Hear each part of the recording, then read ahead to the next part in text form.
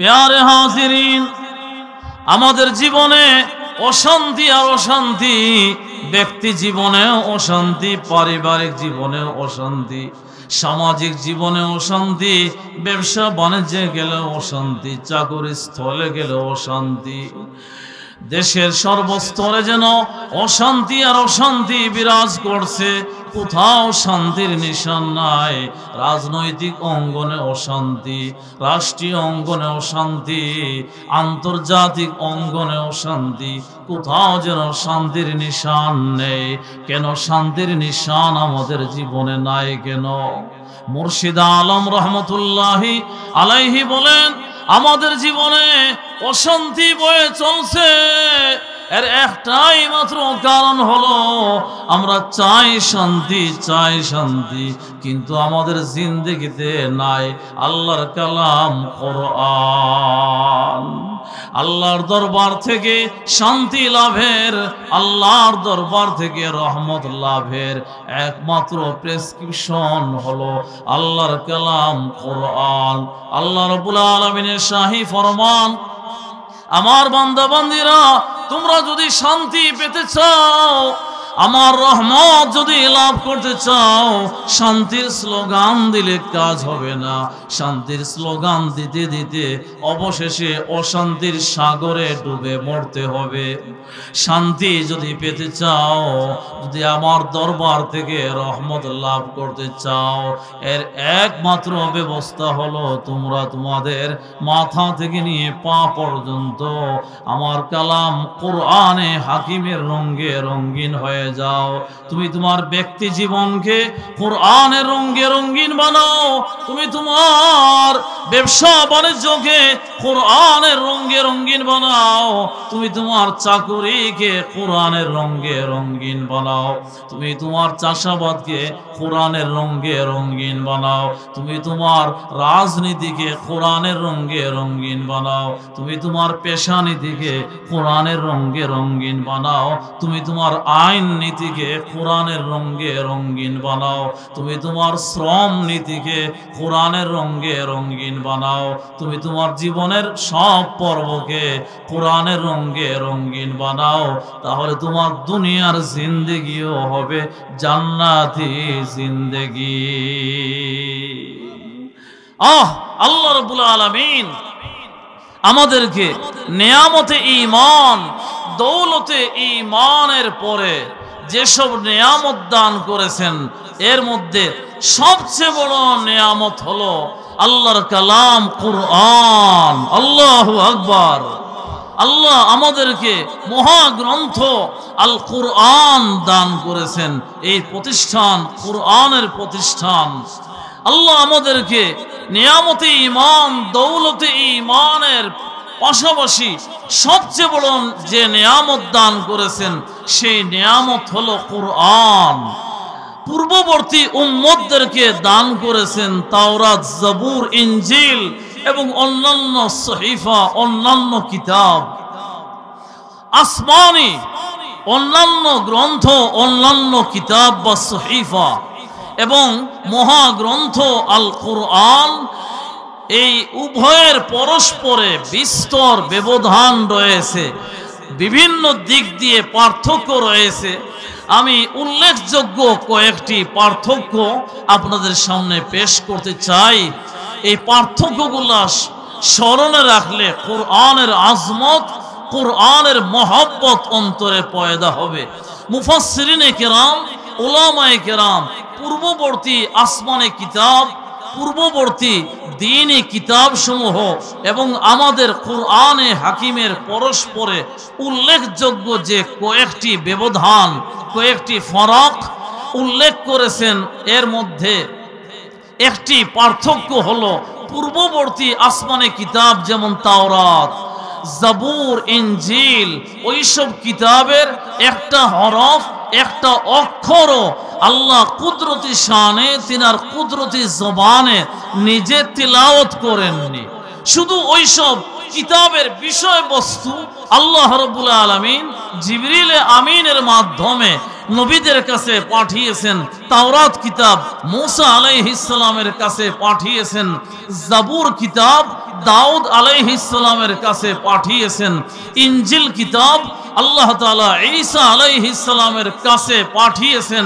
ওইসব কিতাবাদির একটা সূরা নয়, একটা আয়াত নয়, একটা কালেমা নয়, একটা হরফ বা একটা অক্ষরও আল্লাহ নিজ কুদরতি জবান দ্বারা তিলাওয়াত করেননি। তবে মহাগ্রন্থ আল কুরআন, কুরআনে হাকিম এর বিসমিল্লাহর বা থেকে নিয়ে সূরা নাসের শেষের সিন পর্যন্ত পুরা 30 পারা কুরআন আল্লাহ নিজ কুদরতি জবান দ্বারা তিলাওয়াত করে করে জিবরিল আমিনকে শুনিয়েছেন।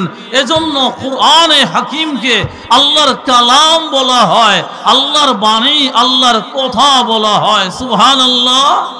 পূর্ববর্তী আসমানি কিতাব সমূহ কিতাবুল্লাহ, কালাম বলা হয়, যা উচ্চারণ করা হয়, যা জবান দ্বারা তালাফুজ করা হয়, উচ্চারণ করা হয়। তাই পূর্ববর্তী আসমানি কিতাব সমূহকে কিতাবুল্লাহ, আল্লাহর কিতাব বলা যায় যেহেতু আল্লাহ নাযিল করেছেন। তবে পূর্ববর্তী আসমানি কিতাব সমূহকে কালামুল্লাহ বলা যায় না, যেহেতু আল্লাহ নিজে উচ্চারণ করেননি, আল্লাহ তার কুদরতি জবানে ব্যবহার করেননি। একমাত্র কুরআনে হাকিম এই কিতাবটাই আল্লাহ নিজ কুদরতি জবানে, কুদরতি শানে শুরু থেকে নিয়ে শেষ পর্যন্ত নিজে তিলাওয়াত করেছেন। তাই মহাগ্রন্থ আল কুরআন শুধু কিতাবুল্লাহ নয়, বরং কালামুল্লাহ। আল্লাহু আকবার। পূর্ববর্তী আসমানে কিতাব সমূহ এবং মহাগ্রন্থ আল কুরআনের হাকিমের পরস্পর দ্বিতীয় যে ব্যবধান, সেই ব্যবধান হলো আল্লাহ জাবুর কিতাব নাজিল করেছেন শুধু দাউদ আলাইহিস সালামের জামানার জন্য। দাউদ আলাইহিস সালাম তিনার ইন্তেকাল হয়েছে, পরে আরেক নবীর আগমন হয়েছে, জাবুর কিতাবের মেয়াদ শেষ। আল্লাহ তাওরাত কিতাব মূসা আলাইহিস সালামের উপর অবতীর্ণ করেছেন, মূসা আলাইহিস সালামের ইন্তেকাল হয়ে গেছে, আরেক নবীর আগমন হয়েছে, তো তাওরাত কিতাবের মেয়াদ শেষ। ইনজিল কিতাব আল্লাহ রাব্বুল আলামিন অবতীর্ণ করেছেন ঈসা আলাইহিস সালামের উপর। ঈসা আলাইহিস সালামকে আল্লাহ রাব্বুল আলামিন 7 আসমানের উপরে উঠাইয়া নিয়ে গেছেন। আর ঈসা আলাইহিস সালামের এখনো ওয়াফাত হয়নি। ইতিহাস আপনাদের জানা আছে, ঈসা আলাইহিস সালামের ওয়াফাত এখনো বাকি আছে। কিয়ামতের পূর্বক্ষণে দাজ্জালের মোকাবেলা করার জন্য ঈসা আলাইহিস সালাম তিনার আগমন আবার হবে, তিনি আবার পৃথিবীতে আগমন করবেন। হাজী সাহেবরা দেখেছেন মদিনা মুনাওয়ারাতে 4টি কবরের জায়গা। একটি কবর নবী মুহাম্মদুর রাসূলুল্লাহ সাল্লাল্লাহু আলাইহি ওয়াসাল্লামের রওজা শরীফ, পাশে আবু বকর সিদ্দিক রাদিয়াল্লাহু আনহুর একটি কবর। তৃতীয় কবর হলো উমর ফারুক রাদিয়াল্লাহু আনহুর কবর। চতুর্থ কবরের জায়গা এখনো খালি, সেই জায়গায় এখনো কাউকে দাফন করা হয়নি। ওই যে কিয়ামতের পূর্বক্ষণে নবী হযরতে ঈসা আলাইহিস সালামের আগমন হবে, তিনার ওয়াফাত এখনো বাকি আছে, তিনার ওয়াফাত হবে, সেই চতুর্থ জায়গায় তিনাকে দাফন করা হবে। আমাদের নবীর পরে আর কেউ নতুন করে নবী হয়ে আসবেন না। কুরআনে কারীমের কমপক্ষে 90টি আয়াত দ্বারা প্রমাণিত হয়, অনেক হাদিস দ্বারা প্রমাণিত হয় আমাদের নবী শ্রেষ্ঠ নবী, আমাদের নবী শেষ নবী। আমাদের নবীর পরে আর কেউ নতুন করে নবী হয়ে আসবেন না। ঈসা আলাইহিস সালাম তো নতুন করে নবী হয়ে আসবেন না, তিনি তো আগে থেকেই নবী হয়ে আছেন। আমাদের নবীর পরে আর কেউ নতুন করে নবী হয়ে আসবে না। নতুন করে যদি কেউ নবী হওয়ার দাবি করে, যেমন মুসাইলামাতুল কাজ্জাব, আসওয়াদে আনাসি, গুলাম আহমদ কাদিয়ানি, তাহলে ওদের নবুয়তকে বিশ্বাস করা যাবে না, ওদেরকে নবী বলে বিশ্বাস করা যাবে না। ওই গুলাম আহমদ কাদিয়ানি, মুসাইলামাতুল কাজ্জাব, আসওয়াদে আনাসি যারা মিথ্যা দাবিদার, মিথ্যা দাবি করেছে নবী বলে, ওরা নবী নয়, ভণ্ড নবী। যারা ওকে নবী বলে বিশ্বাস করবে, কাদিয়ানীকে যারা নবী বলে বিশ্বাস করবে নিঃসন্দেহে ওরা দাজ্জাল। তো ঈসা আলাইহিস সালাম তিনার আগমন হবে কিয়ামতের পূর্বক্ষণে। তিনার কাজ যেহেতু বাকি রয়ে গেছে, তিনার ওফাত এখনো হয়নি, কিয়ামতের পূর্বক্ষণে তিনার ওফাত হবে। সেই চতুর্থ জায়গায় তিনাকে দাফন করা হবে। যাক, ঈসা আলাইহিস সালাম তিনাকে আল্লাহ রাব্বুল আলামিন আসমানের উপরে উঠাইয়া নিয়ে গেছেন। পরে নবী মুহাম্মদুর রাসূলুল্লাহ সাল্লাল্লাহু আলাইহি ওয়াসাল্লামের আগমন হয়েছে। বাস ইনজিল কিতাবের মেয়াদ শেষ, আসমানি সব কিতাবের মেয়াদ শেষ। আমাদের নবী যেহেতু শেষ নবী, সর্বশ্রেষ্ঠ নবী, কিয়ামত পর্যন্তের নবী, তাই আল্লাহ রাব্বুল আলামিন আমাদের নবীকে, এই নবীর উম্মতকে যে কিতাব কুরআন দান করেছেন, এটা 10 বছরের জন্য নয়, 100 বছরের জন্য নয়, 1000 বছরের জন্য নয়। এই মহাগ্রন্থ আল কুরআন চিরন্তন ধর্মগ্রন্থ, কিয়ামত পর্যন্তের জন্য আল্লাহ আমাদেরকে জীবন বিধান হিসাবে এই মহাগ্রন্থ আল কুরআন দান করেছেন। সুবহানাল্লাহ। দ্বিতীয় ব্যবধানের খুলাসা, সার কথা হলো, পূর্ববর্তী আসমানে কিতাব সমূহ সাময়িকী, কিছুদিনের জন্য মেয়াদ নির্ধারিত, কিন্তু মহাগ্রন্থ আল কুরআন হলো কিয়ামত পর্যন্তের জন্য চিরন্তন বিধান গ্রন্থ। মাশাআল্লাহ, আলহামদুলিল্লাহ। তৃতীয় উল্লেখযোগ্য পার্থক্য, কুরআন এবং অন্যান্য আসমানি কিতাবাদির পরস্পর তৃতীয় উল্লেখযোগ্য পার্থক্য হলো, পৃথিবীর ইতিহাসে পাওয়া যাবে না কেউ তাওরাতের হাফেজ হয়েছে, কেউ জাবুরের হাফেজ হয়েছে, কেউ ইনজিলের হাফেজ হয়েছে, কেউ হাফেজ হতে পারে নাই। আল্লাহ এই তৌফিক দান করেন নাই। আল্লাহ তৌফিক দান করেছেন শত শত, হাজার হাজার, লাখো লাখো মুসলমান কুরআনে কারীমের হাফেজ হয়েছে। মাশাআল্লাহ। যেমন ভাবে কোমলমতি শিশুরা হাফেজে কোরআন, তেমনি ভাবে পাওয়া যায়। কিছুদিন আগের এক রিপোর্টে এসেছে, পাকিস্তানের একজন 80 বছরের বয়োবৃদ্ধ লোক, 80 বছর বয়সে ইশক ও জজবার তৈরি হয়েছে। আমি আল্লাহর কালাম কোরআনে কারীম হিফজ করব, হাফেজে কোরআন হব। 80 বছরের বুড়া মিয়া কোরআনে কারীমের হিফজের মেহনত শুরু করেছেন। 80-82 বছর বয়সে আল্লাহর বান্দা এই বয়োবৃদ্ধকালে তিনি 30 পারা কোরআনের হাফেজ। সুবহানাল্লাহ। দুনিয়ার অন্য কোনো কিতাব, দুনিয়ার অন্য কোনো দ্বীনি কিতাব পাওয়া যাবে না এই কিতাবের কেউ হাফেজ হয়েছে। একমাত্র কোরআন, কোরআনের মুআজিজা, এটা কোরআনে কারীমের অলৌকিকতা।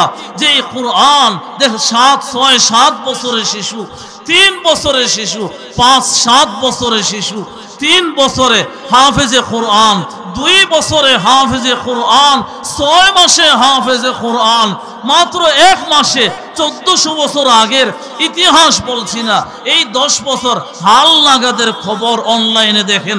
1 মাসে 3-4 বছরের শিশু মাত্র 1 মাসের মেহনতে প্রতিদিন 1 পারা করে হিফজ করে। 3 বছরের শিশু, 4 বছরের শিশু মাত্র 1 মাসে কুরআনে কারীমের হাফেজ হয়ে গেছে। আল্লাহু আকবার। তৃতীয় উল্লেখযোগ্য পার্থক্য, পূর্ববর্তী আসমানে কিতাবের কেউ হাফেজ হতে পারে নাই। আল্লাহ তৌফিক দান করেন নাই। আল্লাহ তাআলার মেহেরবানি, আল্লাহ এই কুরআনে হাকিমের হাফেজ হওয়ার তৌফিক দান করেছেন। যেমন ভাবে শিশু চেষ্টা করলে হাফেজ হতে পারে, তেমনি ভাবে নওজোয়ান চেষ্টা করলে হাফেজে কোরআন হতে পারে, তেমনি ভাবে বয়োবৃদ্ধ লোকও চেষ্টা করলে হাফেজে কোরআন হতে পারে। এই 3টি ব্যবধান। চতুর্থ উল্লেখযোগ্য যে ব্যবধান, কুরআনে হাকিম এবং অন্যান্য আসমানি কিতাবাদির পরস্পর যে ব্যবধান, উলামায়ে কেরাম চমৎকার ভাষায় বয়ান করেছেন। ভাই, দোস্তর, বুজুর্গ, আল্লাহ রাব্বুল আলামিনের খাস মেহেরবানি, পূর্ববর্তী আসমানি কিতাব সমূহ তাওরাতের উপর আমল করলে সওয়াব পাওয়া যায়, ইনজিলের উপর আমল করলে সওয়াব পাওয়া যায়, জাবুরের উপরে আমল করলে সওয়াব পাওয়া যায়। আল্লাহ এই অফার দেন নাই যে তাওরাতের দিকে তাকালে সওয়াব হবে, তাওরাত কিতাব দেখলে সওয়াব হবে, তাওরাত কিতাব শুনলে সওয়াব হবে, তাওরাত কিতাব স্পর্শ করলে সওয়াব হবে, তাওরাত কিতাব বুকে লাগালে সওয়াব হবে। আল্লাহ এই অফার দেন নাই, কিন্তু কোরআনে হাকিম এমন একটি কিতাব, এই কোরআন শুধু তিলাওয়াত করলেই সওয়াব হয় তা না। কোরআন এমন একটি কিতাব, এই কোরআনে হাকিম দেখলেও সওয়াব হয়। কোরআনে কারিমের দিকে মহব্বতের দিকে তাকালে সওয়াব হয়। কোরআনে হাকিম সিনায় লাগালে সওয়াব হয়। কোরআনে হাকিম মহব্বতের সাথে আদবের সঙ্গে স্পর্শ করলেও সওয়াব হয়। কোরআনে হাকিমে চুমো খাইলে সওয়াব হয়। কোরআনে কারিম তিলাওয়াত করলে সওয়াব হয়। কোরআনে হাকিম এর তিলাওয়াত শুনলে সওয়াব হয়। কোরআনে কারিম পড়লেও সওয়াব হয়, পড়ালেও সওয়াব হয়। তাই তো 1400 বছর আগে থেকে নিয়ে পর্যন্ত উশাকে কোরআন, কোরআনের প্রেমিক বান্দা বান্দিরা যেমন ভাবে রাতের অন্ধকারে আল্লাহর কালাম কোরআনে হাকিম তিলাওয়াত করেছেন ইতিহাসে পাওয়া যায়। বর্তমানে এমন অনেক আশিকে কোরআন বান্দা বান্দিরা আছেন, তারা আল্লাহর মহব্বত, কোরআনের মহব্বত অন্তরে নিয়ে পূর্ববর্তী আসমানি কোনো কিতাব এভাবে পড়া হয় নাই, পড়লে সওয়াব হয় নাই। এই কোরআনে হাকিম আশিক বান্দা বান্দিরা দিনের উজালাতে, দিনের আলোতেও পড়েন, রাতের অন্ধকারেও পড়েন। এই কোরআনে হাকিম যেমন ভাবে মাহফিলে পড়া হয়, তেমন ভাবে নীরবে নির্জনে পড়া হয়। কোরআনে হাকিম যেমন ভাবে নামাজে পড়া হয়, নামাজের বাহিরেও পড়া হয়। কোরআনে হাকিম, কোরআনে হাকিমের মহব্বত অন্তরে নিয়ে আল্লাহর আশিক বান্দা বান্দিরা রাত দিন কোরআনে হাকিমের তিলাওয়াত করেন। ছোটবেলা দেখেছি প্রতিটি ঘর থেকে কোরআনে হাকিমের তিলাওয়াতের আওয়াজ বুলন্দ হতো। প্রতিদিন ফজরের নামাজের পরে প্রতিটি ঘর থেকে সূরা ইয়াসিনের তিলাওয়াত শোনা যাইত। এশার নামাজের পরে সূরা মুলকের তিলাওয়াত শোনা যাইত। কিন্তু এখন সবগুলি ঘর যেন একেবারে মুর্দা হয়ে গেছে, গানের আওয়াজ শোনা যায়, আল্লাহর কালাম কোরআনে হাকিমের তিলাওয়াত শোনা যায় না। আগে প্রতিটি ঘরে কালেমায়ে তৈয়বার আওয়াজ বুলন্দ হয়েছে, প্রতিটি ঘরে কুল হু আল্লাহ শরীফের আওয়াজ বুলন্দ হয়েছে। কুল হু আল্লাহ শরীফ কেমন ফজিলতপূর্ণ সূরা, কেউ যদি 3 বার সূরা ইখলাস পড়ে এক কোরআন খতমের সওয়াব আমলনামায় লেখা হয়। কেউ যদি 6 বার সূরা ইখলাস পড়ে 2 কোরআন খতমের সওয়াব আমলনামায় লেখা হয়। 9 বার যদি কেউ সূরা ইখলাসের তিলাওয়াত করে 3 কোরআন খতমের সওয়াব আমলনামায় লেখা হয়। 10 বার যদি সূরা ইখলাসের কেউ তিলাওয়াত করে তার জন্য জান্নাতে বালাখানা বরাদ্দ হয়। নিজের আমলের খবর নাই, বাবা মারা গেছেন, মা মারা গেছেন, আপনজন মারা গেছেন, এলাকার আলেম উলামাদের ডেকে খতম পড়াইয়া কবর জিয়ারত করে তাদের বিদায় দিয়ে দিলাম, তামদারি হয়ে গেল, আর নিজের আমলের খবর নাই। না না না, ওইসব বড় হুজুরদের আমলের দ্বারা অত একটা ফায়দা হবে না, আর টাকা পয়সা নিলে তো মোটেও ফায়দা হবে না। ওইসব বড় হুজুরদের নিয়ে এসে কোরআন খতম করালে কোনো ফায়দা হবে না। আপনি সন্তান, আপনি কিছুই জানেন না, যেই মা বাবার কবরের পাশে গিয়ে দাঁড়াবেন সাথে সাথে আপনার দিলটা মোমের মতো গলে যাবে। এই অবস্থায় আপনি মাত্র 3 বার সূরা ইখলাস পড়বেন। এই সূরা ইখলাসের বদৌলতে নগদ 1 কোরআন খতমের সওয়াব আপনার মা বাবার কবরে চলে যাবে। নবীর এক সাহাবী, মহল্লার ইমাম, মহল্লার লোকেরা এসে বলে, ইয়া রাসূলুল্লাহ, ইয়া হাবিবাল্লাহ, আপনার অমুক সাহাবী আমাদের মহল্লা মসজিদের ইমাম, তিনার কি সূরা ইখলাস ব্যতীত আর কোনো সূরা মুখস্থ নেই। তিনি গতকাল মাগরিবের নামাজেও সূরা ইখলাস পড়লেন, আজকের মাগরিবের নামাজেও সূরা ইখলাস পড়লেন। প্রায় সময় তিনাকে শোনা যায় সূরা ইখলাস পড়তে, চলতে ফিরতে উঠতে বসতে সূরা ইখলাসের তিলাওয়াত করতে শোনা যায়। আল্লাহর নবী সাহাবীকে ডেকে আনলেন, নিষেধ করবেন, জিজ্ঞেস করলেন, হে সাহাবী, তুমি কেন এত সূরা ইখলাসের তিলাওয়াত করো? আর কোন সূরা কি তোমার মুখস্থ নেই? সাহাবী বলেন, ইয়া রাসূলুল্লাহ, ইয়া হাবিবাল্লাহ, এর চেয়ে লম্বা লম্বা সূরাও আমার মুখস্থ আছে গো আল্লাহর নবী। তবে সূরা ইখলাসের মধ্যে আমার মাওলা রব্বুল আলামিনের মহৎ গুণাবলী নিয়ে আলোচনা করা হয়েছে। আল্লাহু আহাদ, আল্লাহুস সামাদ, লাম ইয়ালিদ ওয়া লাম ইউলাদ ওয়া লাম ইয়াকুল লাহু কুফুয়ান আহাদ। এই ছোট্ট সূরার মধ্যে আমার মাওলা, আমার আশিক মাওলা, আমার মাশুক মাওলার মহৎ গুণাবলী নিয়ে আলোচনা করা হয়েছে। এজন্য আমি সূরা ইখলাসকে আমি অন্তর থেকে ভালোবাসি, সূরা ইখলাসকে আমি অন্তর থেকে মহব্বত করি। এই মহব্বতের কারণে আমি নামাজের বাহিরে, ঘরের বাহিরে উঠা বসা চলাফেরায় বেশি থেকে বেশি সূরা ইখলাসের তিলাওয়াত করি। আল্লাহর নবী বলেন, হে সাহাবী, তোমাকে ডেকে আনছিলাম নিষেধ করব, এত বেশি সূরা ইখলাসের তিলাওয়াত করার প্রয়োজন নেই। সাহাবী রে, আমি তোমাকে নিষেধ করতে পারলাম না।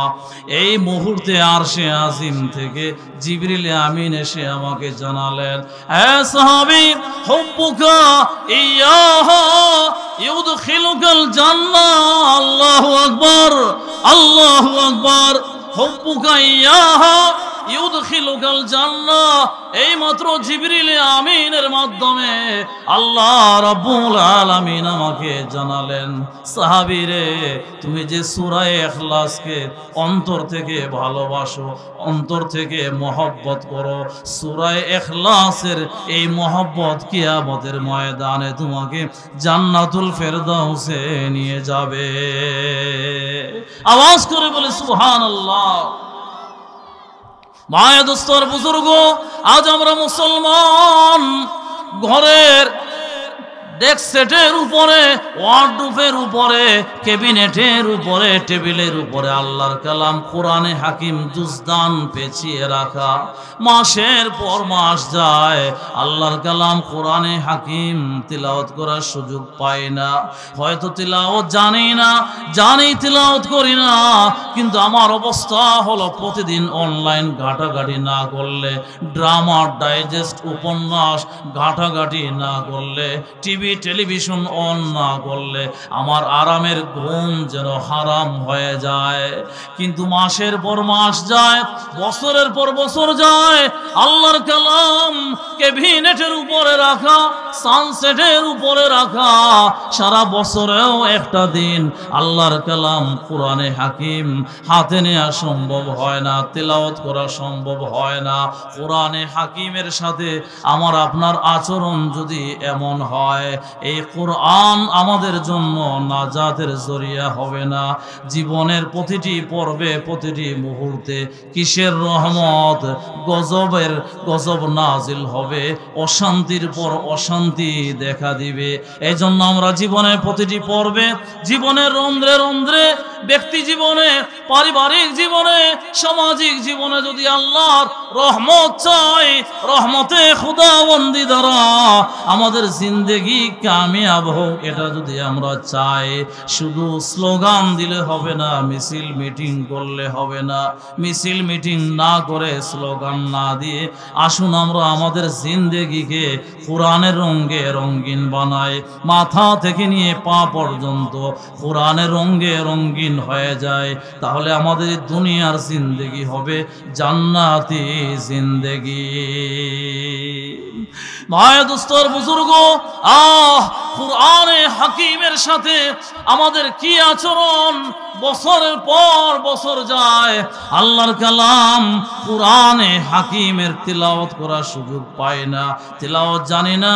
যাই বাইতুল উলুম ইসলামিয়া মাদ্রাসায়, মক্তবে তালেবে ইলমদের কাছে বসে আল্লাহর কালাম কোরআনে হাকিমের তিলাওয়াত শুনি। তিলাওয়াত করলে যে পরিমাণ সওয়াব পাওয়া যায়, তিলাওয়াত শুনলেও তো সেই পরিমাণ সওয়াব পাওয়া যায় না। তিলাওয়াত করারও আমার সময় নাই, তিলাওয়াত শোনারও আমার সময় নাই। রাত দিন 24 ঘন্টা গাড়িতে, বাসে, সিএনজিতে, বিছানায়, বিছানার বাহিরে, আমতলা, বটতলা, গাছতলা, বড়ইতলায়, জামতলায়, সব জায়গায় স্মার্টফোন, অ্যান্ড্রয়েড সেট, আইফোন নিয়ে ব্যস্ত। অশ্লীলতার বেহায়াপনার ছবি ফিল্ম দেখার জন্য পকেট সিনেমা নিয়ে আমরা পেরেশান, অস্থির। এই অবস্থায় কিভাবে আল্লাহর রহমত আমাদের উপর নাজিল হবে? ভাই দোস্তর বুজুর্গ, আসুন আমরা আল্লাহর কালাম স্মার্টফোনের সাথে নয়, আইফোনের সাথে নয়, অ্যান্ড্রয়েড সেটের সাথে নয়, টিভি টেলিভিশনের সাথে নয়, ড্রামা ডাইজেস্টের সঙ্গে নয়, আসুন আমরা আল্লাহর কালাম কোরআনে হাকিমের সাথে গভীর সম্পর্ক কায়েম করি। মা ফাতেমা রাদিয়াল্লাহু আনহা এশার নামাজের পরে 2 রাকাত তাহাজ্জুদের নামাজ শুরু করেছেন। তাহাজ্জুদের নামাজের মধ্যে কোরআনে হাকিমের তিলাওয়াত শুরু করেছেন। তিলাওয়াত করতে করতে হঠাৎ তিনার কানে ফজরের আযানের আওয়াজ ভেসে ওঠে। সুবহানাল্লাহ। সারা রাত 2 রাকাতের মধ্যে তিলাওয়াত করতে করতে পার ফাতেমা রাদিয়াল্লাহু তাআলা আনহা কি মজা আর লজ্জত নিয়ে আল্লাহর কালাম তিলাওয়াত করে করে নামাজ পড়তেছিলেন আর আল্লাহর সাথে কথা বলতেছিলেন।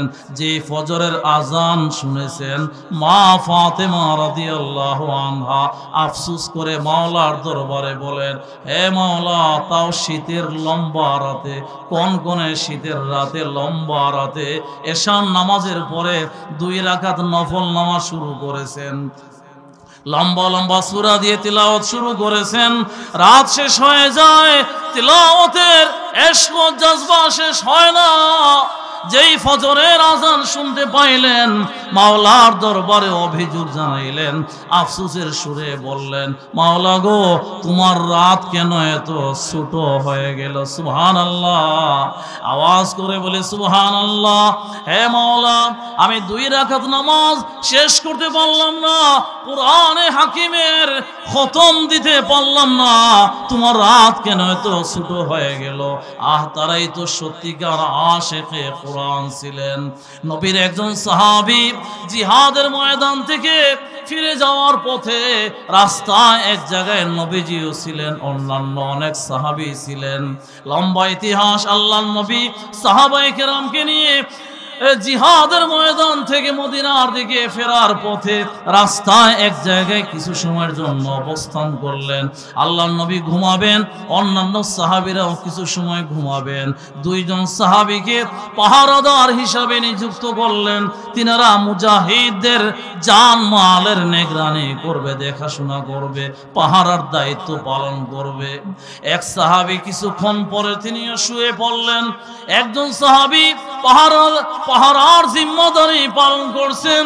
তিনি মনে মনে ভাবলেন, খামোখা এভাবে নীরব নিস্তব্ধ হয়ে বসে থেকে কি লাভ হবে? এভাবে নীরব নিস্তব্ধ হয়ে বসে না থেকে আমি 2 রাকাত নামাজ শুরু করে দেই। নামাজের মধ্যে তিলাওয়াত করে করে আরশে আজিমের মালিক আল্লাহ রাব্বুল আলামিনের সাথে কথা বলা শুরু করে। সুবহানাল্লাহ। এজন্য ফুকাহায়ে কেরাম, মুফতিয়ানে কেরাম বলেন, কেউ যদি কসম করে, কেউ যদি শপথ করে, আর যে কোনো মূল্যে আমি আরশের মালিক আল্লাহ রাব্বুল আলামিনের সাথে কথা বলবো। কিভাবে কথা বলবে? আল্লাহ পাকের তো মোবাইল নাম্বার জানা নাই, ফোন নাম্বার জানা নাই। আল্লাহর সাথে কিভাবে যোগাযোগ করা যায়, কিভাবে কথা বলা যায়? ফুকাহায়ে কেরাম বলেন, কেউ যদি এমন কসম করে ফেলে, আজ কসম করে বললাম, আল্লাহর নামে শপথ করে বললাম, আজ যে কোনো মূল্যে আমি আরশের মালিক আল্লাহর সাথে কথা বলবো। উলামায়ে কেরাম ফতোয়া দেন, এই কসম থেকে মুক্তি লাভের কি ব্যবস্থা? সেজন্য কোরআনে কারীমের 2-1টি আয়াত মহব্বতের সাথে তিলাওয়াত করে নে। কোরআনে কারীমের তিলাওয়াতের মাধ্যমে আরশের মালিক আল্লাহ রাব্বুল আলামিনের সাথে কথা বলা হয়ে যাবে। সাহাবী মনে মনে ভাবলেন, এভাবে বসে থেকে কি লাভ হবে? নীরব নিস্তব্ধ হয়ে কি লাভ হবে? তাহলে আমি 2 রাকাত নামাজ শুরু করে দিই, তাহাজ্জুদের নামাজও হয়ে যাবে, কোরআনে কারিমের তিলাওয়াতও হয়ে যাবে, আল্লাহ রাব্বুল আলামিনের সাথে মুকালামা কথোপকথন হয়ে যাবে। সাহাবী 2 রাকাত নামাজ শুরু করলেন, সূরা ফাতিহা শেষ করে 15 নম্বর পারার সূরা কাহাফ তিলাওয়াত শুরু করলেন।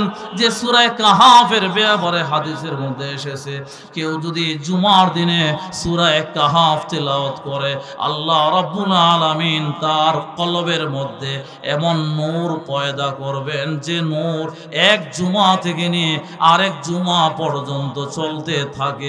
বাইহাকি শরীফের অন্য হাদিসে আছে, কেউ যদি জুমার দিনে সূরা কাহাফ তিলাওয়াত করে, অর্ধ পড়ার মতো সূরা, কেউ যদি জুমার দিনে সূরা কাহাফ তিলাওয়াত করে, আল্লাহ রাব্বুল আলামিন তাকে এমন নূর দান করবেন যে নূর তার থেকে নিয়ে বাংলার জমিন থেকে নিয়ে খানায় কাবা পর্যন্ত চলতে থাকবে। নবীর সাহাবী, সব সাহাবী ঘুমিয়ে পড়েছেন, আল্লাহর নবীও নিদ্রা জগতে। সাহাবী 2 রাকাত নামাজ শুরু করলেন, সূরা ফাতিহা পড়ে সূরা কাহাফের তিলাওয়াত শুরু করলেন। আহ, কি মজা নিয়ে, কি লজ্জত নিয়ে আল্লাহর কালাম কোরআনে হাকিমের তিলাওয়াত করছেন। এমনই সময় শত্রু বাহিনী, কাফের মুশরিক বাহিনী অস্ত্রে শস্ত্রে সজ্জিত হয়ে পাশে এসে দাঁড়ায়। যেই সাহাবীকে নামাজের মধ্যে দেখেছে, তাদের চিন্তা ভাবনা মুসলমানদের এই আমল তারা খুব গভীর মনোযোগ দিয়ে এই আমল করে। তাদেরকে এই আমল চলাকালীন খুব সহজে পরাজিত করা যাবে।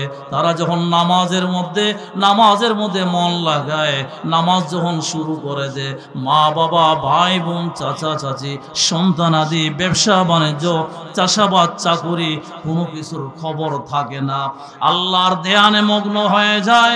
এই মুহূর্তে আমরা এই যোদ্ধা সাহাবীকে তীর নিক্ষেপ করে করে আমরা তার জীবন নাশ করতে পারবো। কাফের মুশরিকেরা এই চিন্তা ভাবনা করে সাহাবীর উপরে একের পর এক তীর নিক্ষেপ করা শুরু করে। সাহাবীর উপরে একের পর এক তীর নিক্ষেপ করা শুরু করে। সাহাবীর মাথা থেকে নিয়ে পা পর্যন্ত ক্ষত বিক্ষত হয়ে বাবারা রক্তে রঙিন হয়ে রক্ত ঝরঝর করে পড়া শুরু হয়। রক্ত জমিনে ঝরঝর করে পড়তে পড়তে জমিনে গড়িয়ে যাওয়া শুরু হয়। কিছু দূরে আর একজন সাহাবী শুয়ে আছেন, তিনার গায়ে যেই মাত্র গরম রক্ত লেগেছে, চিৎকার দিয়ে উঠেছেন, ইন্না লিল্লাহ ইন্না লিল্লাহ। হে নবীর সাহাবীরা, সব জেগে উঠো, সব জেগে উঠো, শত্রু বাহিনী আক্রমণ করেছে আমাদের পাহারাদার জিম্মাদার সাহাবীর উপরে। হ্যাঁ, ওই সাহাবীকে সব শত্রুদেরকে তাড়িয়ে দেওয়া হলো। ওই সাহাবী ধীর স্থিরে সূরা কাহাফ শেষ করে নামাজ শেষ করলেন। সাহাবায়ে কেরাম অবাক হয়ে জিজ্ঞেস করেন, কি রে সাহাবী, শত্রু বাহিনী একের পর এক তীর বললাম তোমার উপর মারা শুরু করে। তীরের আঘাতে আঘাতে তোমার মাথা থেকে নিয়ে পা পর্যন্ত রক্তে রঙিন হয়, রক্ত ঝরঝর করে জমিনে গড়িয়ে পড়ে। জমিনে গড়তে গড়তে আরেক সাহাবীর গা পর্যন্ত গিয়ে লেগে যায়। তারপরও তুমি নামাজ চালিয়ে যাচ্ছ, তুমি কেন নামাজ ভাঙ্গো নাই? এমন সময় তো নামাজ ভঙ্গ করা জায়েজ আছে।